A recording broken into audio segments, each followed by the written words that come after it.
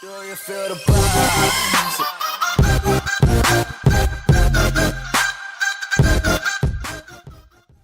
What's up, YouTube? It's Carolina Calvin coming back to you with another video, and welcome to my NFL 2017 Week 10 game recap between the Carolina Panthers and the Miami Dolphins. Now, the game just concluded 5-10 minutes ago.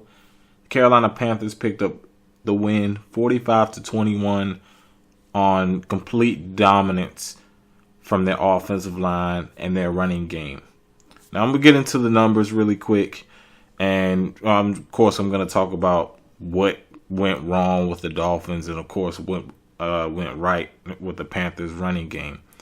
Dolphins passing. Jay Cutler, 22 of 37, 213 yards, 2 touchdowns, 1 interception. Now, one of those touchdowns came really at garbage time. One was early on when the game was close. They were actually getting some momentum. He did have the one pick. And, yeah, you're looking at it's just one pick. But that pick was a huge swing in momentum. You just scored in your previous possession. You forced the Carolina Panthers to punt.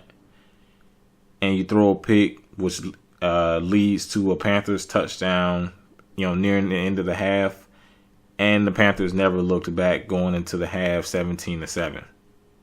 So that play, that particular turnover was huge in terms of Carolina really able to take the momentum away from the Dolphins.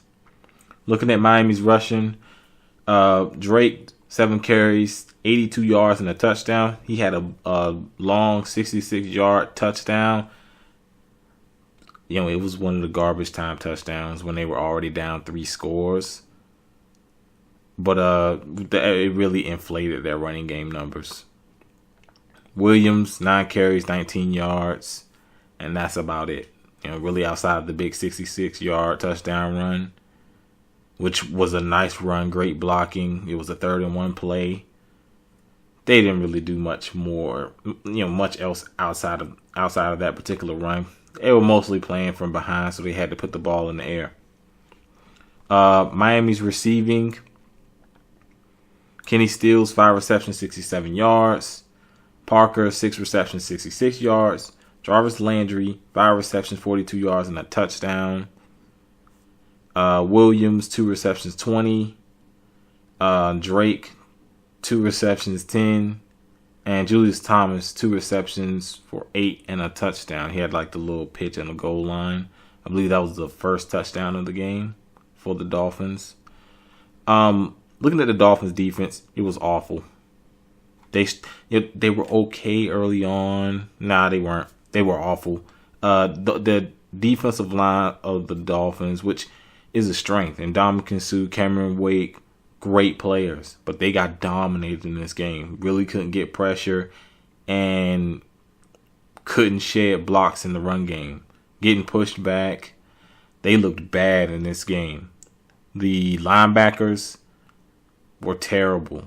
They were terrible in space. They were terrible at tackling. Kiko Alonso, he's just at this point in his career, he's not moving well in space, and you saw in this game on multiple plays. Christian McCaffrey burned him really bad. Ray Maluga, he's never been a guy who could who could chase down guys, a guy who could move around in space. Lawrence Timmons, those days are over. 5-6 years ago, yeah, with the Steelers, he was a beast. But now he's not moving well in space. And you saw that a lot in this game where, a lot of these runs going to the outside, these guys were missing tackles. Secondary didn't play that great. I felt as though Cam was able to get guys were getting open down the field. There was a lot of mistakes made by the Carolina receivers, and even despite that, they still put up some good numbers. So the Miami defense, terrible. They were terrible. Looking at the Carolina offense, Cam Newton, 21-35, 254 yards, 4 touchdowns, 0 picks. Now, he had one that was close, but it got dropped. It was clearly a drop that got overturned. But I felt as though Cam played well. He, in terms of him running the ball, him kind of being a decoy as running the ball, and some really accurate throws down the field. He had a late touchdown, which was like a back shoulder throw. You don't see him throw those too often. So, it was to Devin Funchess, a perfect throw. He had a nice throw in the end zone where if you seen him miss that throw on the run, you seen him either throw it too high or throw it in the dirt. It was a perfect pass to Christian McCaffrey right down the sidelines to get a touchdown. Those are the throws he's gonna need to make, and these receivers are gonna have to start to step up. They got better as the game went on. Russell Shepard had some really bad drops early in the game, but they started to play a little bit better as the game went on. Carolina rushing. This is where they dominated the Miami Dolphins. Jonathan Stewart, 17 carries, 110 yards. Last game, I was trashing him. He was terrible against the Falcons. It was mostly McCaffrey, Cam Newton, really, that carried that running game in that particular game. But Jonathan Stewart really stepped up. Some tough runs, great blocking, good vision. And he was making the linebackers miss. And that's a surprise. At this point in his career, he's not really making anyone miss, but he was making guys miss. Cam Newton, 5 carries, 95 yards. This guy's been a beast, and he's gonna have some big runs. He had a 69-yard run, and this is the second time he had a big run. He had a big run in the Atlanta game, which set up points. So this guy's a dual threat. He's been one of the better dual threats in the NFL. I believe he leads the league for quarterbacks in rushing yards. I believe he definitely does. You have to go back and look at the stats, but I'm pretty sure I'm right. Cameron Artis-Payne, 7 carries, 68 yards, and a touchdown. He had a couple big runs around garbage time, but he did have the touchdown early on in the game. So a lot of it's just great blocking by the offensive line. He also broke some tackles on that touchdown run. Christian McCaffrey, 5 carries, 23 yards, and a touchdown. And on that particular play, he made Kiko Alonso look really old. He made those linebackers look really old. So that was the Dolphins. One of the Dolphins' biggest weaknesses in this game, outside of just the defensive line, just getting completely dominated. Linebackers are slow, man, really slow. Looking at Carolina's receiving, Devin Funchess, 5 receptions, 92 yards, 2 touchdowns. Like I said, he had that nice back shoulder throw reception. It was really good. And they need to start throwing more of those, just because it's just something you don't see with this offense, and it's weird. But you don't have the greatest receiving talent, and you saw a lot of mistakes, penalties by some of these receivers. There was a false start by Curtis Samuel early on. 2 drop passes early on by Russell Shepard.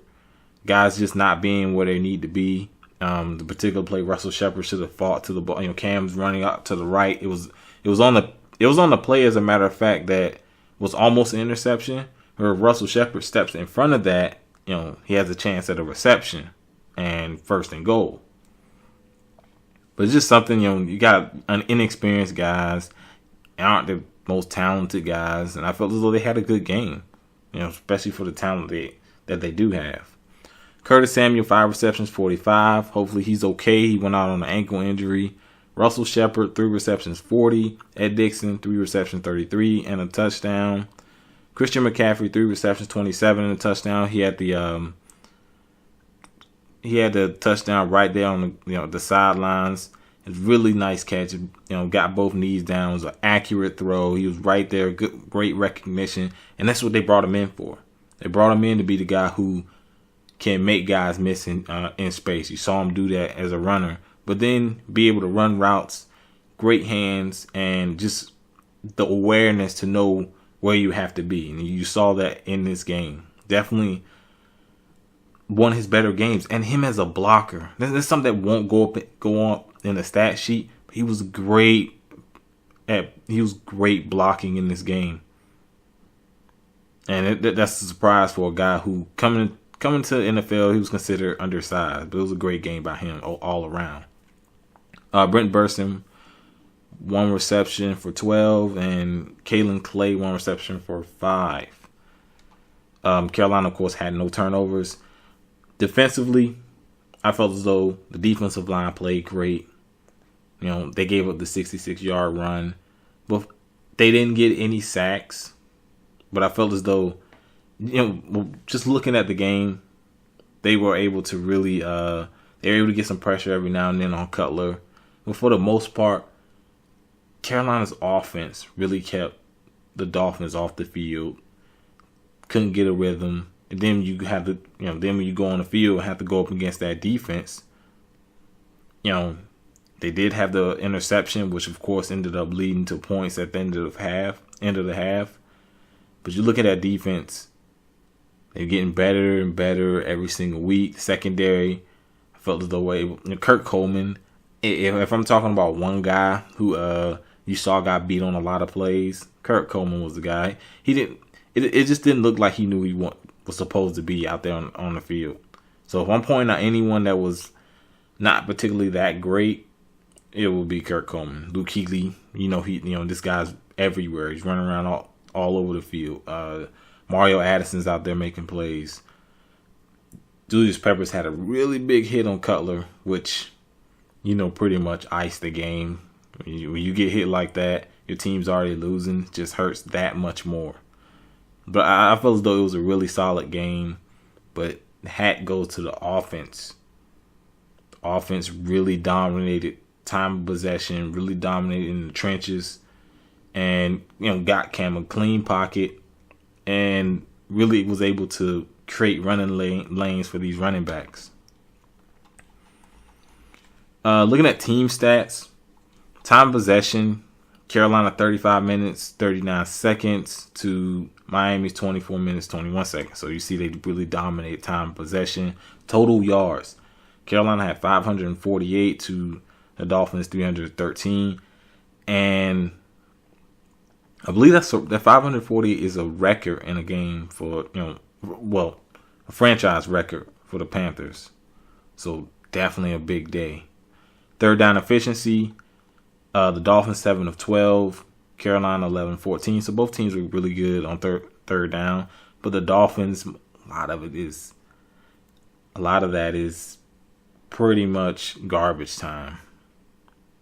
It's pretty much garbage time. Penalties, the Dolphins 7 penalties for 57 yards. Some hurt a lot, really pushing your team back. And then you have to hold the ball a little bit longer. That hurts teams against good defenses. You can't afford to go from 3-5 to 3-8, 3-10 on dumb penalties. Carolina 6 penalties, 37. One was a special teams penalty, so it wasn't that big of a deal. I know one was Curtis Samuel false start. So penalties didn't really hurt the Panthers, and they're one of the least penalized teams, so penalties won't really hurt the Panthers too much. Looking ahead for, of course, both teams, the Panthers have a bye, and for Week 11, Week 12, I believe Greg Olsen will be coming back. They're saying he's slated to come back, so that's going to be a huge plus. I felt as though Eric Dixon, he's been solid. But getting Greg Olsen back is going to be huge, especially around these receivers. You still big question marks with them. But getting Greg Olsen is going to be great. The Dolphins head to Tampa Bay. Tampa Bay is dealing with a bunch of issues. They still ended up picking up the win, but they've been dealing with injuries. Jameis Winston's probably going to be out for the rest of the season. Who knows how that's going to go? But the Dolphins, that defense, man, they looked really bad. And you have to give credit to the Panthers. They really dominated. I felt as though two of the better defensive linemen in football, and Ndamukong Suh and Cameron Wake. But let me know what you think down in the comment section. If you like this video, hit that thumbs up button and subscribe. Thanks for watching.